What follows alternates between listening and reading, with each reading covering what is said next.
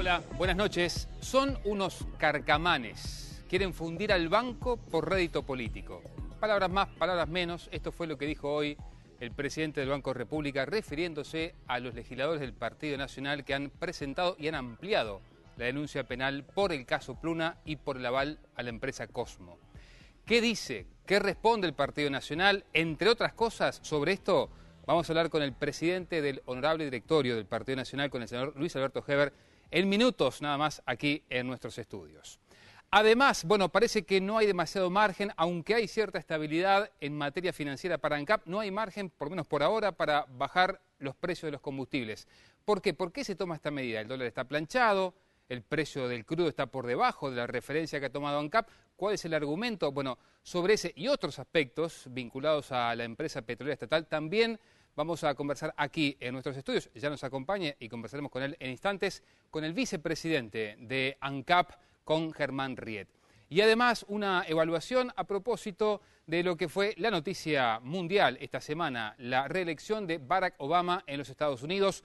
Vamos a conversar con un docente, historiador, vamos a intentar entender por qué gana Obama y qué importancia tiene en definitiva para el Uruguay y para la región el triunfo de los demócratas otra vez en los Estados Unidos. Como si fuera poco, a eso, como siempre, les agregamos el contenido que aportan nuestros compañeros, a quien ya saludo. Lorena Nicrosi, ¿cómo estás? Buenas noches. ¿Qué tal, Alfredo? ¿Cómo estás? Bueno, a ver un título para hoy. Bueno, en 2013 comenzarán las obras del dragado de la Laguna Merín y también las obras del nuevo puente Yaguarón, de acuerdo al avance que ha habido en las negociaciones entre la Cancillería uruguaya y la del gobierno brasileño. Apelando fundamentalmente a la buena onda, a la buena relación que tiene el presidente Mujica con Dilma Rousseff. Se van a enterar de eso y también se van a enterar lo que resolvió este viernes la mesa política del Frente Amplio a propósito de un tema vinculado a la educación, tan caro para el presidente de la República y que tiene que ver además con la enseñanza tecnológica. Ya se van a enterar. Saludo también a Nicolás Núñez. Nico, ¿cómo estás? Buenas noches. Buenas noches, Alfredo. Buenas noches a todos los televidentes. En nuestra segunda intervención vamos a hablar de una situación bastante compleja que atraviesa la intendenta de Artigas, Patricia Ayala, por una denuncia sobre supuesto acoso sexual de parte de su tío, jerarca de la administración, que renunció a su cargo, pero que ya está trabajando en otra dependencia estatal. Ya conversamos con el senador Luis Alberto Heber, pero antes y para hacer una puesta a punto, mucho se ha hablado sobre el pago de Cosmo, el aval, cómo fue otorgado. Nicolás Núñez estuvo trabajando en esto y tiene las últimas informaciones, por lo menos las que se han conocido hasta el día de hoy viernes. Sí, porque todavía quedan muchas preguntas planteadas, hay algunas interrogantes sobre el accionar que han tenido algunos de los actores involucrados en todo este caso de Pluna. Lo que parece quedar bastante claro es que el empresario Juan Carlos López Mena era quien estaba por detrás de la empresa Cosmo al momento de la subasta del pasado 1 de octubre. Y digo que López Mena estaba por detrás de la subasta porque en las declaraciones públicas que hace Caloia, él reconoce que da el aval por el conocimiento que había de la empresa que estaba por detrás. Claramente Cosmo no opera frecuentemente en nuestro país, por lo cual Caloia da el aval a López Mena, no en realidad a la empresa Cosmo. Y también se desprende de las declaraciones que han hecho los integrantes del gobierno, que en realidad había un conocimiento por parte de Fernando Lorenzo de que efectivamente era López Mena, y así quedó de manifiesto en la interpelación cuando Lorenzo dice que se comunicó con Caloia para transmitir que había interés en que ese aval fuera otorgado y que Cosmo pudiera presentarse en esta subasta, en este llamado público. Lo que digo que queda planteada algún interrogante y sobre eso podemos echar luz acerca de por qué, por ejemplo, López Mena no se presenta él directamente, ¿no? Claro, esa es la pregunta que todavía mucha gente se está haciendo, ¿no? ¿Por qué el titular de BQB, de Buquebus, no se presenta directamente en la subasta del pasado 1 de octubre, ¿no? Y hay muchas conjeturas. Yo estuve hablando con varias personas integrantes del Poder Ejecutivo, cercanas a la negociación, y uno se encuentra con respuestas un tanto disímiles. La respuesta más firme, la más sólida, la que incluso se repite en muchos actores, es que el problema es que López Mena no quiso hacerse cargo de la deuda de los 137 millones de dólares. ¿Qué quiero decir con esto? Una empresa, cualquiera sea que funcione en nuestro país, para funcionar, para seguir pidiendo préstamos, para tener solvencia económica, tiene que evitar tener el pasivo grande.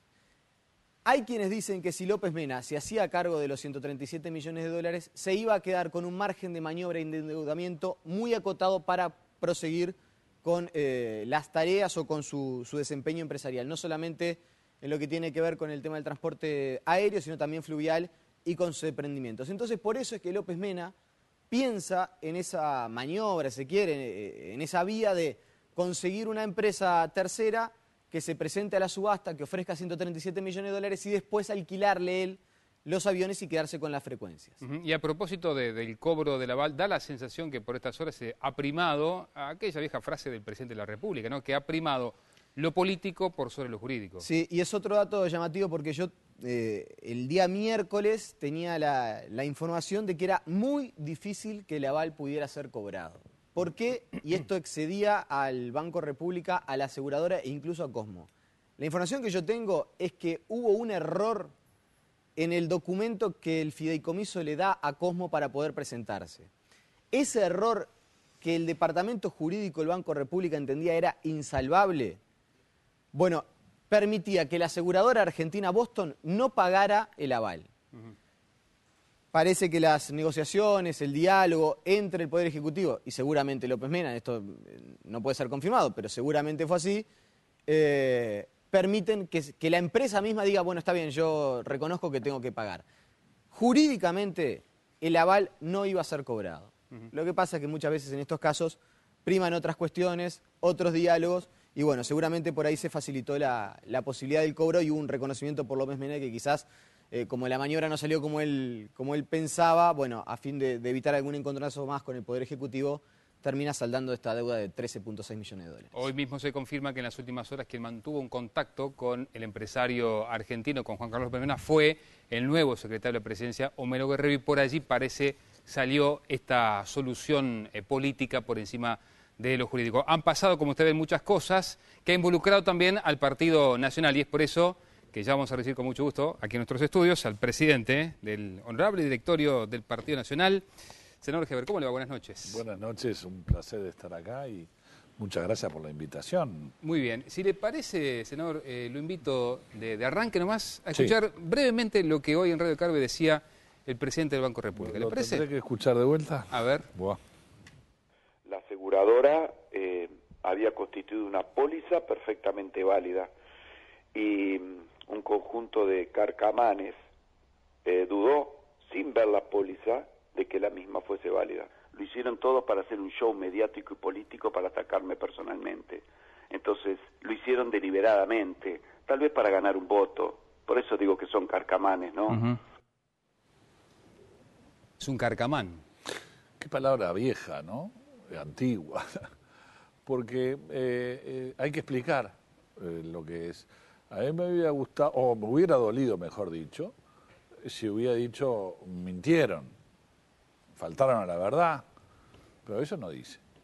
La verdad es que le pedimos en la interpelación los documentos. Yo personalmente se lo pedí, que nos mostrara primero el poder que tiene que haber traído Hernán Calvo o Antonio Sánchez para presentarse en el Banco República para decir yo represento a Cosmo. Bueno, eso no es parte del secreto bancario, eso es parte de una documentación básica. Supongo que en la interpelación le hemos pedido que venga el presidente del Banco República para que nos traiga esos documentos. No se presentó nada. El acta del escribano, tampoco. No tuvimos la posibilidad de ver porque era lo que según él era secreto bancario la póliza. Entonces, Caloya en el reportaje dice, sin ver la póliza. Digo, claro, si no la pudimos ver porque la pedimos y dijo que estaba amparado en el secreto bancario. Lo que yo le pregunté a Caloya es algo que Caloya hábilmente no ha contestado a ningún periodista y menos en el Senado de la República, que es, muy bien, aceptemos que está comprendido en el secreto bancario el nombre de la empresa que asegura el aval, que dio la garantía del aval. Muy bien, ¿es extranjera o es nacional? Mejor dicho, ¿está establecida en el Uruguay o no? Simplemente eso no está dentro del secreto bancario. Y no ha contestado nada. ¿Por qué no contesta? Porque tiene que decir que es una empresa que asegura, que es Boston Seguros Argentina, Sociedad Anónima, que está en Buenos Aires. Para usted era un dato clave ese. Y el artículo 2 de la ley de seguros dice claramente que ninguna empresa aseguradora puede operar en el Uruguay si no está instalada en el Uruguay. Y hay un reclamo de las aseguradoras nacionales preguntándole esto al Banco Central y al propio Banco República, si es verdad que se admitió una garantía para un aval del Banco República otorgado por una empresa que no está establecida en el Uruguay, porque entonces cambia todas las reglas de juego que tienen muchas de las aseguradoras, porque muchas aseguradoras están acá, porque si no están acá no pueden trabajar, no pueden trabajar de Buenos Aires, ni de Europa, ni de Estados Unidos, se tienen que instalar acá. La razón es que si mañana hay un incumplimiento, se aplica la justicia uruguaya. Y nosotros confiamos en nuestra justicia, por eso es que le pedimos que se instalen acá. Si mañana, por vía judicial, vamos a buscar cobrar la garantía, tenemos que ir a la justicia argentina.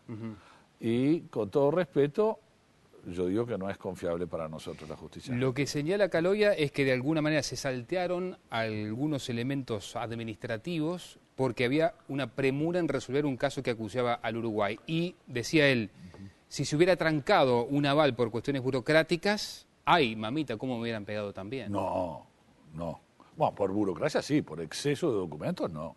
Por burocracia y por sello y por firma, y eso sí, por supuesto, el banco tiene que ser ágil. No tan ágil como dijo Juan Castillo, que dijo que el aval que le había dado Caloia a Hernán Calvo en nombre de Cosmos, lo había dado 24 horas por teléfono. Y Juan Castillo dijo además que demoran meses los créditos en el Banco República, y ni que haber avales, pidiéndole prácticamente el carné escolar de cada uno de los hijos que tenemos para otorgar este tipo de créditos, y resulta que Caloia lo da para mí en 2 horas. Juan Castillo sabe más que yo porque es hombre de gobierno y además es el vicepresidente del Frente Amplio. Y le dijo que eran 24 horas y lo dio por teléfono. A esto Caloia, que está enojado con el mundo, terminó diciendo que Juan Castillo era un mal compañero y que era estalinista. Sí. No, si hay algo, yo creo que Juan Castillo tiene muchos defectos y hay que avisarle que el muro cayó.